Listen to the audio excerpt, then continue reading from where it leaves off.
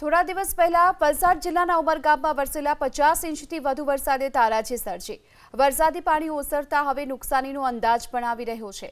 પૂરના પાણી આસપાસના ગામોમાં ફરી વળ્યા, જેના કારણે અનેક ઘરોને ભારે નુકસાન થયું છે। વારુલી નદી આસપાસની ફેક્ટરીઓ અને ડમ્પિંગ સાઇટમાંથી ભારે કચરો તણાઈને આવ્યો અને નજીકની વાડીઓમાં ફેલાઈ ગયો। આ સાથે જ જે નીચાણવાળા વિસ્તારો છે, નીચાણવાળા પુલો છે, ત્યાં કચરાનું સામ્રાજ્ય જોવા મળી રહ્યું છે। આસપાસના રહીશોએ અત્યંત કફોડી હાલતમાં છાપરા પર રાત વિતાવવાની નોબત આવી હતી। તો આ દ્રશ્યો જોઈ લો આપ, કયા પ્રકારે લોકોને ભારે મુશ્કેલી પડી રહી છે। જે આસપાસના ગામોમાં પૂરના પાણી ફરી વળ્યા છે અને તેના કારણે મકાનોમાં ભારે તારાજી સર્જી। એક સામટો જે પ્રમાણે વરસાદ પડ્યો, વારોલી નદીએ એનું વિકરાળ સ્વરૂપ દેખાડ્યું। આપ જોઈ શકો છો આખો વિસ્તાર કે જ્યાં આપ જોશો ત્યાં આપને કચરો દેખાશે। જે રીતે આખા વિસ્તારનો કચરો લઈને નદી આગળ વધી રહી હતી અને જ્યાં જ્યાં એ રોકાઈ શકે ત્યાં એ રોકાઈ ગયું હતું। લગભગ 14 ફૂટ ઊંચે આપ છાપરા ઉપર પણ કચરો જોઈ શકો છો।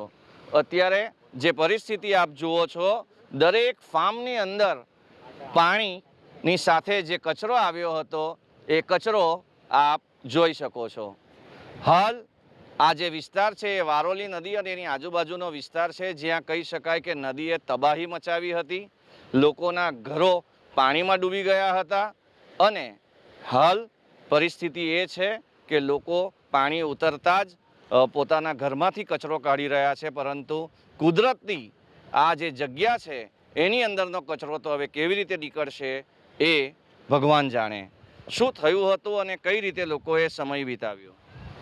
રાત્રે 12 વાગ્યાથી પાણી ભરાઈ ગયેલું હતું ને આ બાજુમાં છે ને એ લોકોના ઘર છે પછાડી, અમારા ઘરના પછાડી। તો એ લોકોનો ઉપર છત પર ચડી ગયેલા, તો છત પર આટલું પાણી હતું। એ લોકો આવી રીતે દિવસ કાઢ્યા। આ લોકોએ બધા આદિવાસી છે બાજુમાં। પછી એક અગાડી આપણું દરગાહ છે ઇબ્રાહિમ બાબાની, ત્યાં પણ એવું જ થયેલું, પણ ત્યાં તો લોકો બચાવવા આવેલા, પણ અહીંયા કોઈ બચાવવા નહીં આવેલો। તો અમારા ગામના લોકો વણે જે બધા તરવૈયા ને બધા બોટવાળાને, તો એ લોકો આવીને વણને બચેલા। આ છોકરો એમાં જ હતા, આ બધા ખાડીમાં જ હતા, અંદરમાં જ બહુ પાણી હતું એવું ના અહીંયા। પછી આ લોકો જ્યારે આવ્યા ત્યારે અમારી ઘરે રોકાવ્યા। અમારું ઘર મોટું ટેકરા પર ગાડી તળમંગલા, અમારી ઘરે રોકાવ્યા અને અમારી ઘરે જમાડ્યા બધાને। એક દિવસ ને બીજા દિવસે કાલે બી જમાડ્યો અમે થોડા કમણાને। જી, તો પરિસ્થિતિ આપ સમજી શકો છો આખા વિસ્તારમાં શું છે। દરેક જગ્યા પર કચરાનું સામ્રાજ્ય, ઘરોમાં કાદવ કીચડનું પાણીએ જે કહેર મચાવ્યો છે એમાંથી ઉભરતા પણ લોકોને હજી ઘણો સમય નીકળી જશે। બ્રિજેશ શાહ, ABP અસ્મિતા, ઉમરગામ।